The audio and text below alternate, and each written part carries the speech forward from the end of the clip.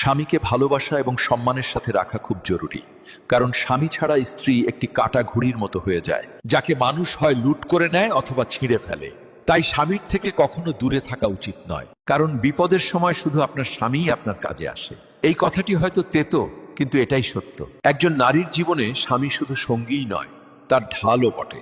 স্বামী পাশে থাকলে দুনিয়া স্ত্রীর দিকে আঙুল তোলার আগে হাজারবার ভাবে, কিন্তু যখন সেই স্ত্রী স্বামীর থেকে দূরে চলে যায়, তখন তার আশ্রয়ও ছিনিয়ে নেওয়া হয় এবং তার সম্মানও ধীরে ধীরে কমতে থাকে।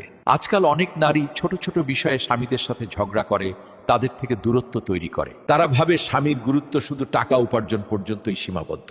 কিন্তু যখন কঠিন পরিস্থিতি আসে, তখনই বোঝা যায় যে ঘরের দরজায় দাঁড়িয়ে স্ত্রীর সম্মান বাঁচানোর জন্য কেবল তার স্বামীই থাকে। স্বামী ছাড়া একজন নারী যতই শক্তিশালী হোক না কেন, সমাজের সামনে তার অবস্থা কাটা ঘুড়ির চেয়ে বেশি কিছু নয়।